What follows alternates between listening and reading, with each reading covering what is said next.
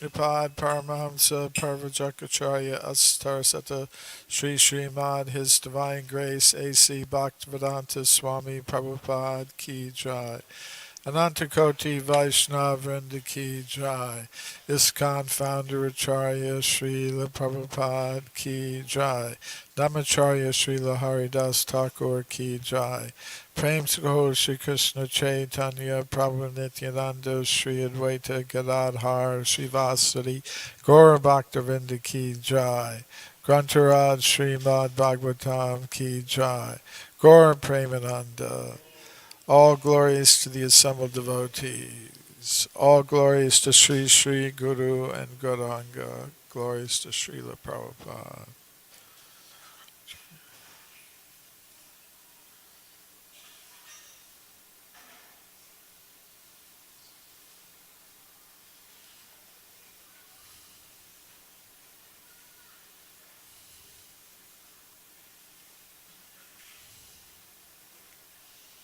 Om Namo Bhagavate Vasudevaya.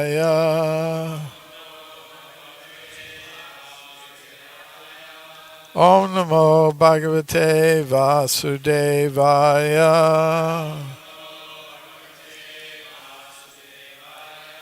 Om Namo Bhagavate Vasudevaya.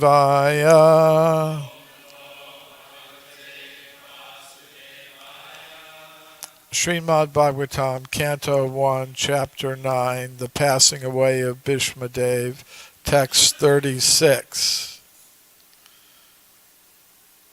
Vyavahita Pritana Mukam Niriksha Sva Jana Vadat Vimakasya Dosha Budya Kumatim Aharad Atma Vidyaya Yash Charana Rati Paramasya Tasya Me Stu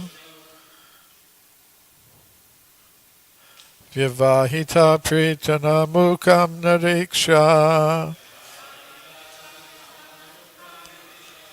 Swajana Vadhat Vimukasya Dosha Budya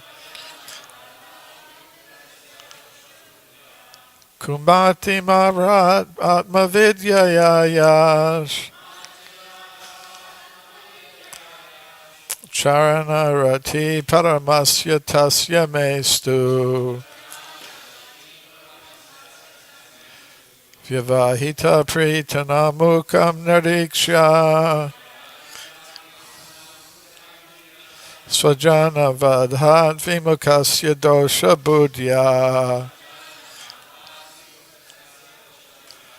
Kumati Maharad Atma Vidyaya Yash Charnarati Paramasya Tasya Mestu Vyavahita Pritana Mukam Nariksha Swajana Vadhat Vimukasya Dosha Budya Kumati Maharat Atma Vidyaya Yash Charanarati Paramasya Tasya Mestu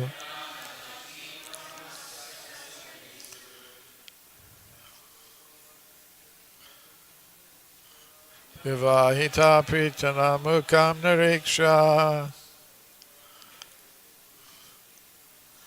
Chanavarat Vimukasya Dosha Budya Kumati Maharad Atma Vidyaya Yash Charanarati Paramasya Tasya Mestu Vaita Pritana Mukam Niriksha Kanavadhat Vimakasya Dosha Budya Kumati Maharaj Atmavidyayas Arati Paramasyatasya Mestu Vaita Pritanamukam Niriksha Sajana Vadhad Vimakasya Dosha Buddhya Kumati Maharaj Atmavidyayas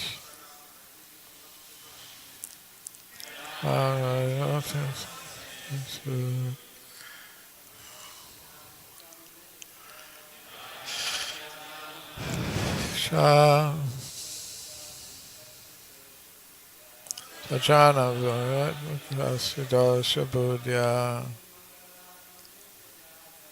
Muti Maharaj Atmavidyayas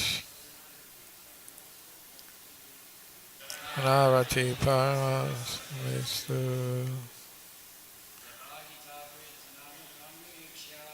Vivaita Pritanamakam Niriksha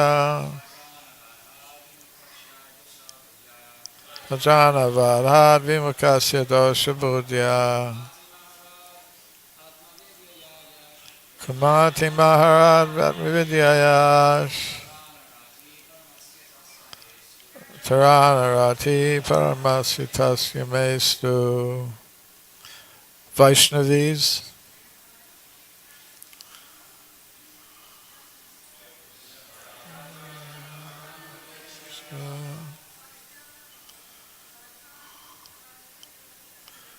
Sajana Vadadimakasya Dosha Buddhya Kumati Maharaj Atmavidyayas Charanarati Paramasyatasya Vivayita Pritanamukamiksha Swajana Vadhad Vimakasya Dosha Buddhya Kumati Maharaj Atmavidyayas Charanarati Paramasyatasya Mestu Vyavahita, standing at a distance. Pritana, soldiers. Mukam, faces. Niriksha, by looking upon. Swajana, kinsmen. Vadat, from the act of killing. Vimukasya, one who is reluctant. Dosha buddhya, by polluted intelligence. Kumatim, poor fund of knowledge.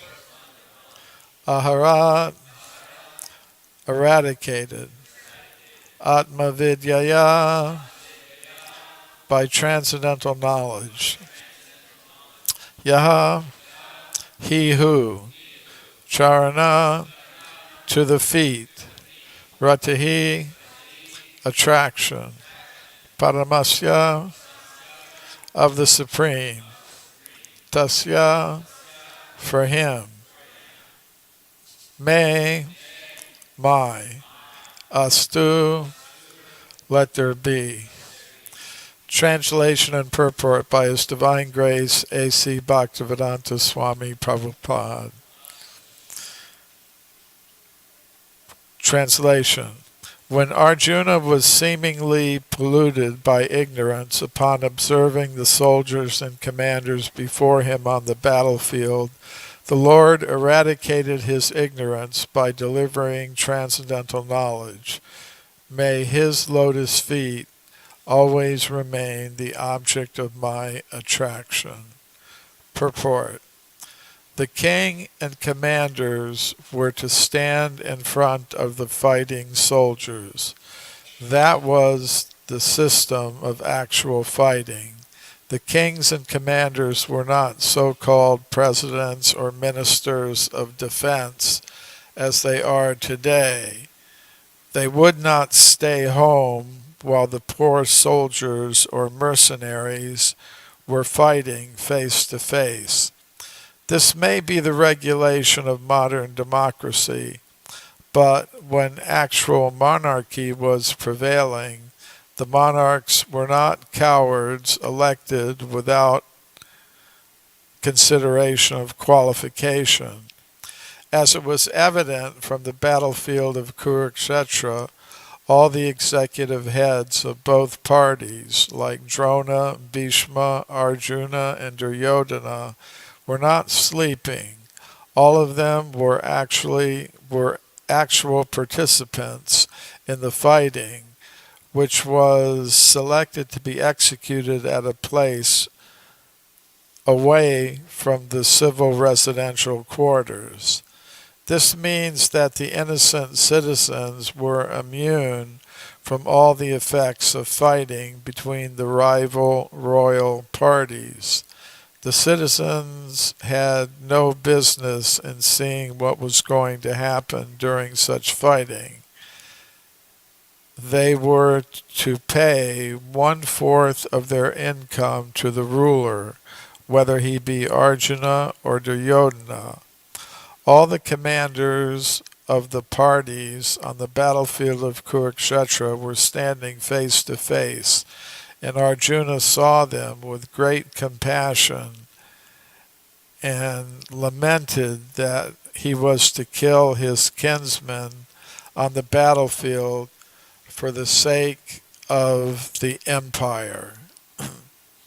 He was not at all afraid of the giant military phalanx presented by Duryodhana, but as a merciful devotee of the Lord, renunciation of worldly things was natural for him, and thus he decided not to fight for worldly possessions. But this was due to a poor fund of knowledge, and therefore it is said here that his intelligence became polluted. His intelligence could not be polluted at any time because he was a devotee and constant companion of the Lord, as is clear in the 4th chapter of Bhagavad Gita. Apparently, Arjuna's intelligence became polluted because otherwise there would not have been a chance to deliver the teachings of Bhagavad Gita for the good of all polluted, conditioned souls engaged in material bondage by the conception of the false material body. The Bhagavad Gita was delivered to the conditioned souls of the world to deliver them from the wrong conception of identifying the body with the soul and to reestablish the soul's eternal relation with the Supreme Lord. Atma Vidya, or transcendental knowledge of himself, was primarily spoken by the Lord for the benefit of all concerned in all parts of the universe. Om Jnana Timirandasya Gyananjana Shalakaya Chakshurun Militam Yena Tasmai Shri Gurave Namaha.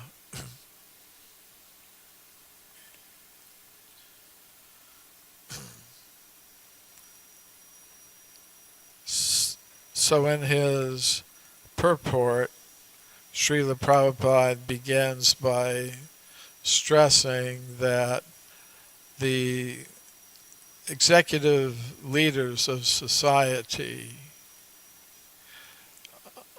if there's warfare, they should be engaged themselves. And, this was common several centuries ago in the Western world.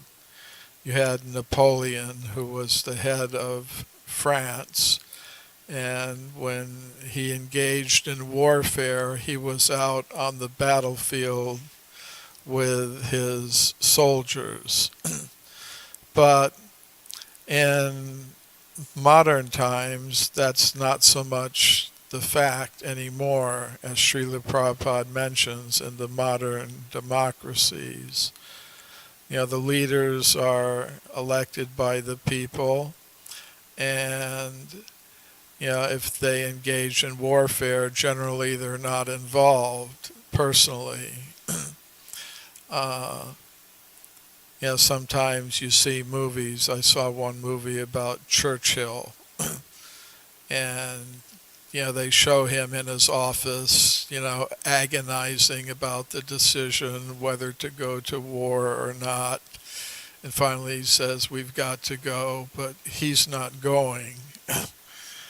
Somebody else is going, as Srila Prabhupada mentions here. The soldiers and the mercenaries were fighting face to face.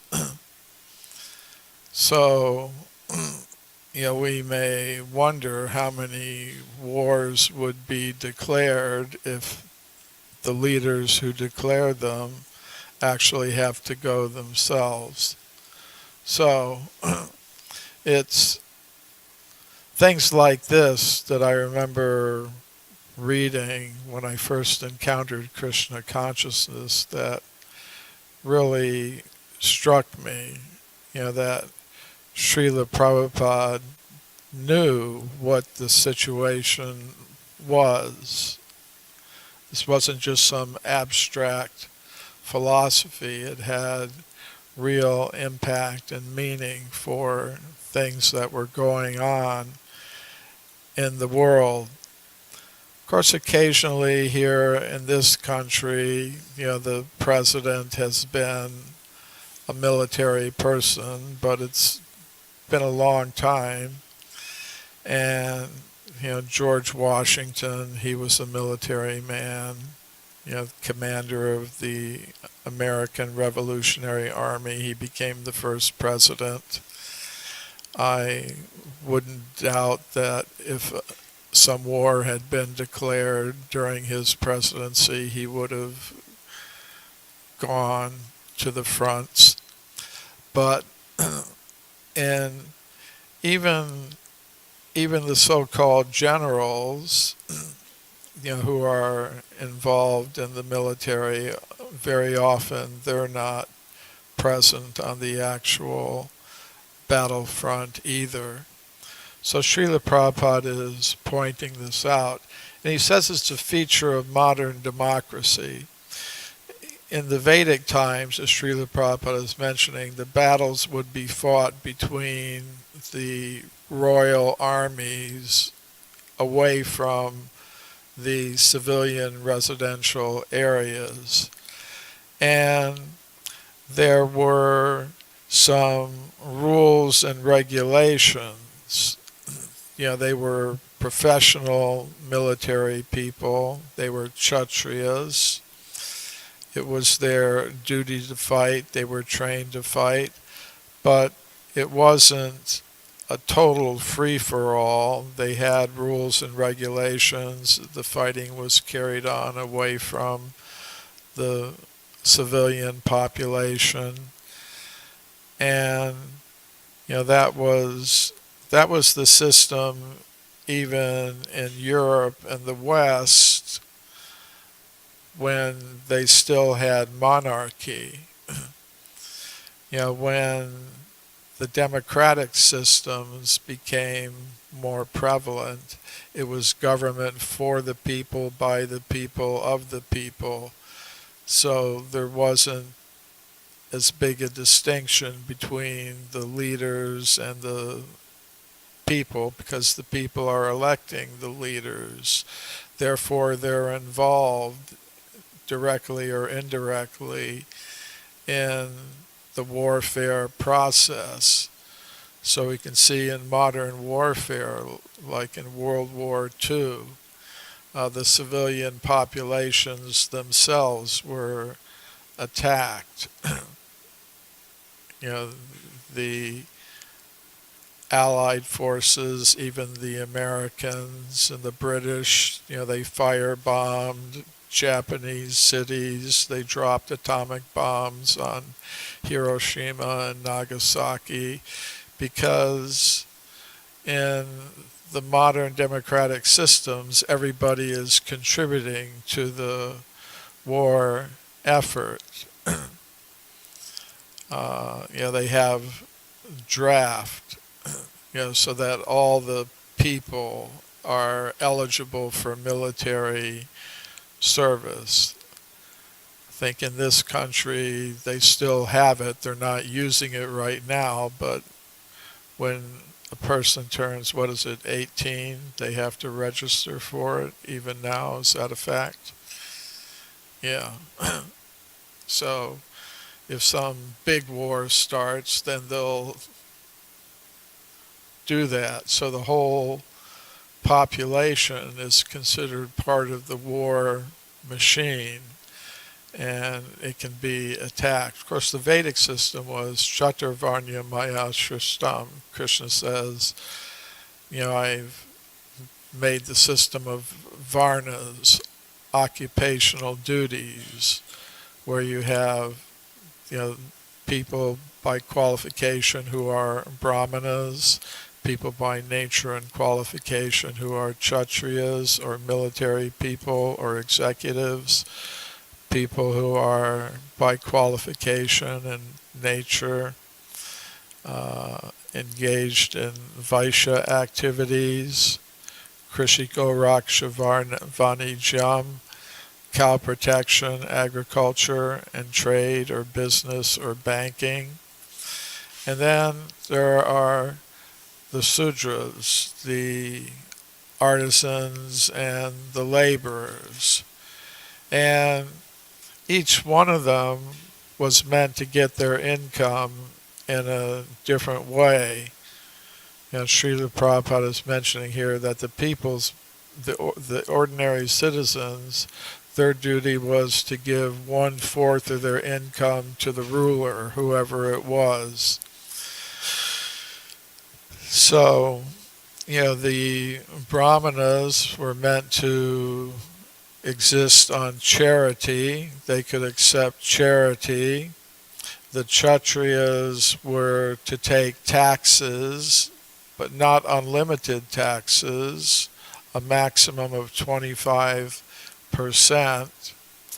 And mostly that was to be kept in reserve for emergencies that might happen, where the citizens might need assistance.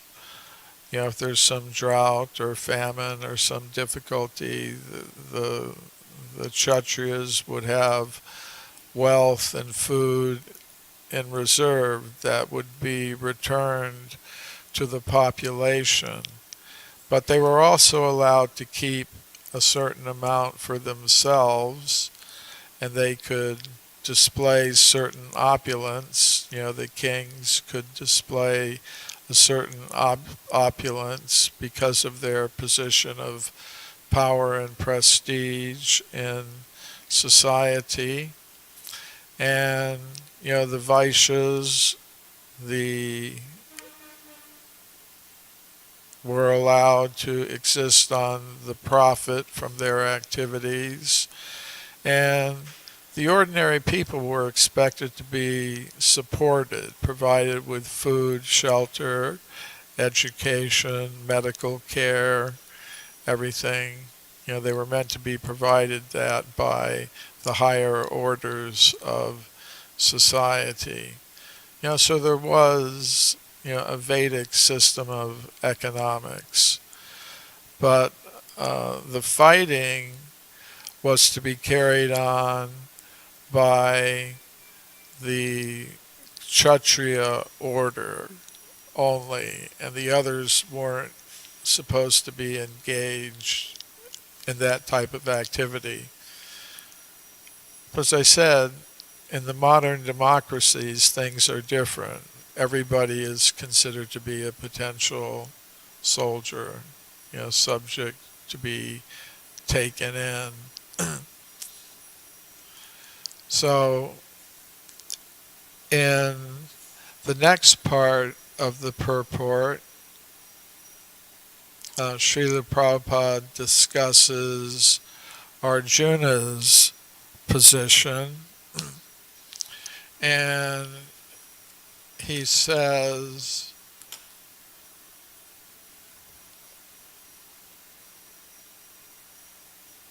his intelligence could not be polluted at any time because he was a devotee and constant companion of the Lord, as is clear from the 4th chapter of Bhagavad Gita. So it appears that what Srila Prabhupada is referring to there is the first part of the 4th chapter of the Bhagavad Gita. The first verse of the 4th chapter of the Bhagavad Gita is Imam Vivasvate Yoga Proktavanaham Avyayam Vivasvan Manave Praha Manar Ikshrakave Bravit. And there Krishna is explaining that he first gives the teachings that are there in the Bhagavad Gita to Vivasvan, the god of the sun planet. And then Vivasvan passes the same teachings on to Swayambhuva Manu, who is the forefather of the human population in the universe. And then it said that Swayambhuva Manu passes the teachings on to King Ikshraku, who is a king on this earth planet. And he's the first king in the Surya Vamsha. According to the Srimad Bhagavatam, there are two principal royal dynasties on this earth planet. There's the Surya Vamsha, the line coming from the sun god, and then there's the Chandra Vamsha, the lunar dynasty, which is coming down from the moon god. So there are two basic lines of Kshatriya dynasties on earth, and King Ikshraku was the first in the solar dynasty. Lord Ramachandra later appeared in that dynasty. Krishna appeared in the lunar dynasty of Kshatriyas. So, and this took place a long time ago, and is purport to that first verse of the 4th chapter of the Bhagavad Gita. Srila Prabhupada mentions that the teachings of the Bhagavad Gita have existed on earth for about 120 million years. That's when King Ikshraku was living. That's at the beginning of the current Manvantar.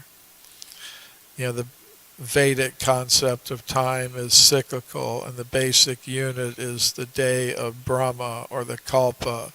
It lasts for 4,320,000,000 years, and is divided into 14 Manvantar periods, each one ruled by a different Manu.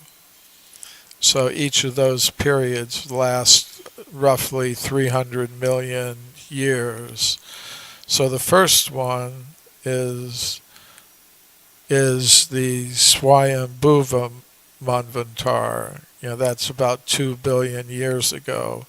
But we're now in the 7th Manvantar, the Vaivasvata Manvantar, where the Manu is the son of Vivasvan, and that's what Krishna is referring to in this first verse of the 4th chapter of the Gita, Imam Vivasvate Yogam Proktavanaham Avyayam, talking about Vivasvan, who gives the teachings to his son Manu, the Vaivasvata Manu, who gives the teachings to Ikshraku, the first king of the solar dynasty.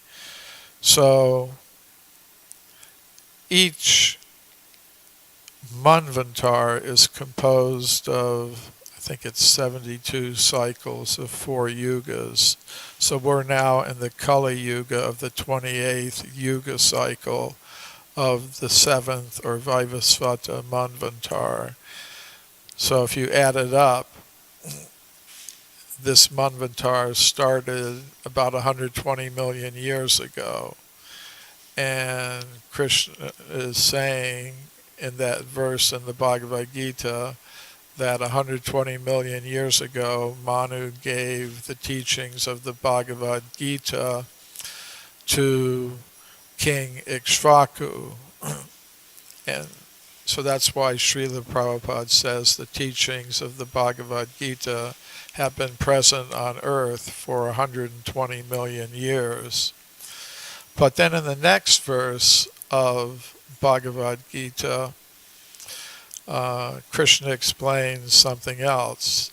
Evam parampara praptam imam rajarshayo vidu sakalena mata yoganashta parantapa. So, evam parampara praptam, then the knowledge was passed down from King Ikshvaku to the next king, to the next one, to the next one, by the system of parampara. The Vedic knowledge, the teachings of Bhagavad Gita are passed down through the chain from one guru to disciple to the next. So that's why we have to receive the teachings of the Bhagavad Gita from a guru who's in the parampara. But there are many paramparas, and apparently one parampara was among the Rajarshis, who were not only Kshatriyas, but great saints. Raja means king, Rishi means saint. So these Rajarshis had a line of disciplic succession. But Krishna says, Sakalena Mata Yoganashta Parantapa, that the line of disciplic succession can be broken by the powerful force of time. That happens. But Krishna says in the next verse and the third verse of the 4th chapter of Bhagavad Gita that he's going to restore the teachings of the Gita. And he's selected Arjuna to be the recipient of those teachings. Sa evayam maya tedya yoga prokta paratana.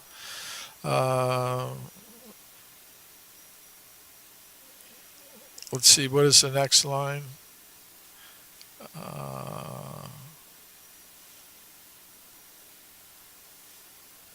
You are my friend and devotee. Bhaktosi me sakacheti. Yeah. Bhaktosi me sakacheti. Rahasyam hietadutamam. So as Krishna's explaining, although the disciplic succession has been broken, I'm going to restore it by teaching you that yoga paratana, that old system of yoga, that original system of yoga that I spoke long ago to the sun god. I'm going to restore the system by speaking the same thing to you. And why is that? Because you are my friend and devotee, and therefore you're capable of understanding this rahasyam uttamam, this supreme mystery. So that's why, Srila Prabhupada says in this purport, his intelligence could not be polluted at any time. If his intelligence was polluted and if it was really polluted, then he wouldn't have been selected as the one to receive these teachings. Krishna wouldn't have called him his friend and devotee if his intelligence was actually polluted. So it was just an arrangement. Like it says in the translation, when Arjuna was seemingly polluted, So not actually, it was just an arrangement for the Bhagavad Gita to be spoken. And this knowledge, finally, in this purport, Srila Prabhupada describes the knowledge of the Bhagavad Gita as Atma Vidya, or transcendental knowledge of himself. So Atma can mean the self, or it can mean the supreme self. And Bhagavad Gita teaches about both. Srila Prabhupada sums up the whole Bhagavad Gita in a sentence here at the end of this purport. It says the Bhagavad Gita was delivered to the conditioned souls of the world to deliver them from the wrong conception of identifying the body with the soul, and to reestablish the soul's eternal relation with the Supreme Lord. So the Bhagavad Gita is meant for two kinds of Atma Vidya, to establish that the real Atma is not the body, but the soul within the body. And then that's not sufficient. One has to further understand that individual soul within the body has a relationship with the Supreme Soul, the Paramatma, the Supreme Atma, Lord Krishna. And that relationship is one of devotional service. So I'll stop there. Does anybody have any comment or question? Yes? Prabhu, in regards to the dynasties, Asura and Chandra dynasty, are those completely gone in Kali Yuga? And if so, could they possibly be revived? And can they be revived? Could they be revived? It appears, in the Srimad Bhagavatam, it kind of describes what the last, it predicts the end of the dynasties. And it says also there's a place in the Himalayas called Kalapagram, where there are two personalities. I forget their names exactly right at this moment, but there are two personalities, a representative of the Surya Vamsa and the Chandra Vamsa, who, after Kalki comes and destroys all the remaining demoniac personalities, when the next Satya Yuga begins, the two dynasties will be restored. Now, whether it's possible in the golden age of Lord Chaitanya for these dynasties to be restored, that I don't know. I mean, there may be people even today in India who claim, there are different kings and princes who may claim some connection with those original dynasties, but I'm not quite sure about that.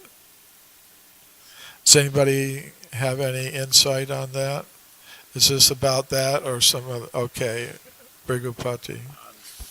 I remember hearing a conversation, some devotees asked Prabhupada about that, and or maybe it was a class, and Prabhupada confirmed that, that these families are there, and if we want real Kshatriyas, they have to come from those families. And I mean, it's hard to remember exactly what he said, but I remember that I had the distinct impression Prabhupada was saying that, they could be found from these Kshatriya families. Maru and Devapi are the names, by the way, of those two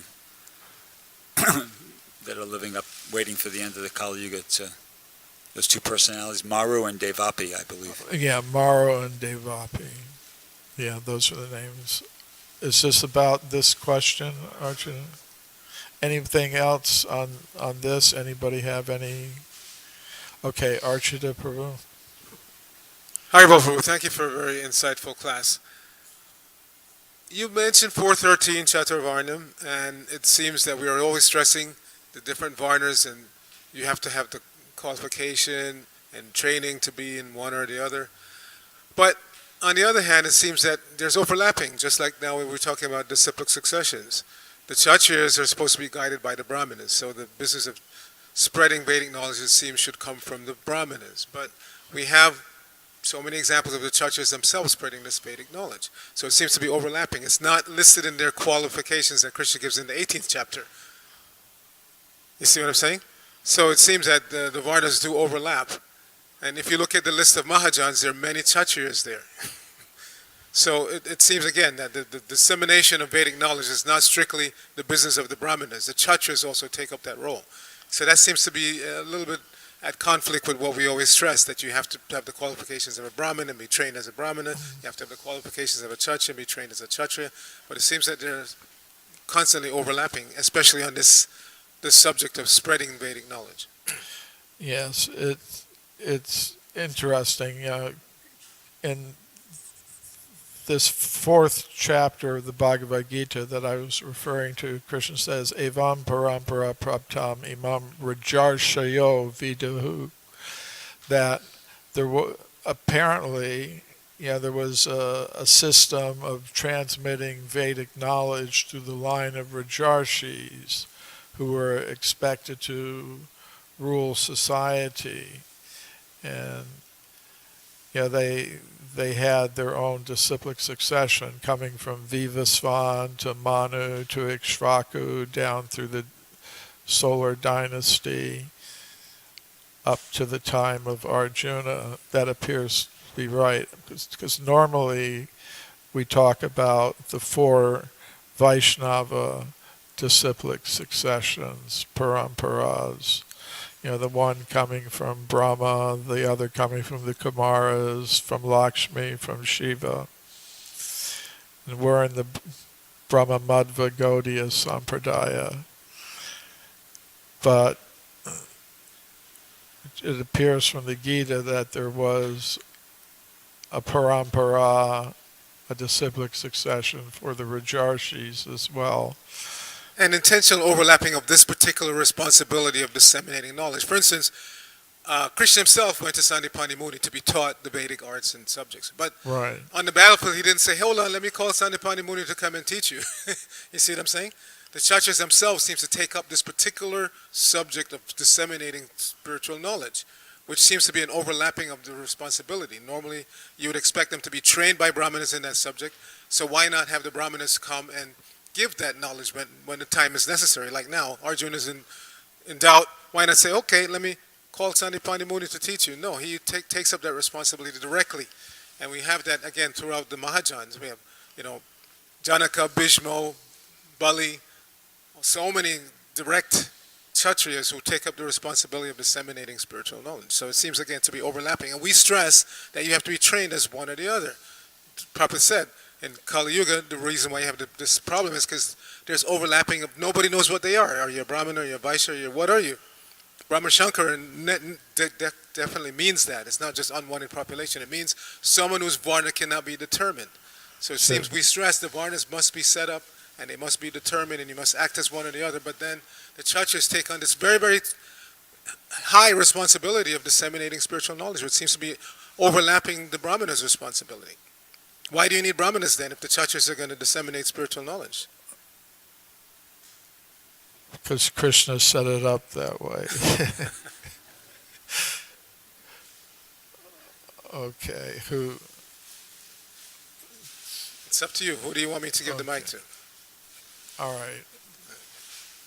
Satchidananda. Can we actually say that above all these designations that are being given, they're actually Vaishnavas, and in that way it is justified for them to be doing that? If it's Vaishnava, that means that they are above all these other material so-called designations.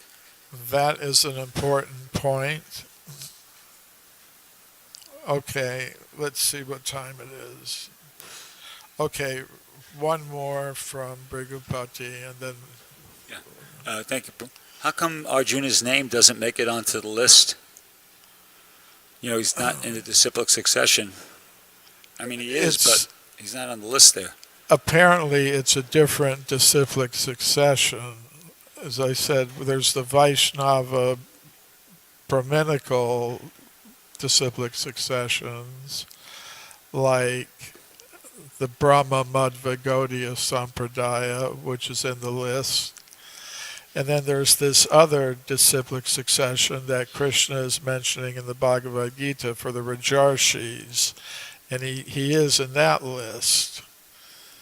You know, there's Different lists. Krishna, Vivasvan, Manu, Ikshvaku, and then apparently the other kings in the solar dynasty. And then it's broken, and Krishna says he's going to start it again with Arjuna, but maybe it didn't go very far after that. But in the last line of the purport here, Srila Prabhupada says, Atma Vidya, or transcendental knowledge of himself, was primarily spoken by the Lord for the benefit of all concerned in all parts of the universe. So, Srila Prabhupada ki jai, Srimad Bhagavatam ki jai.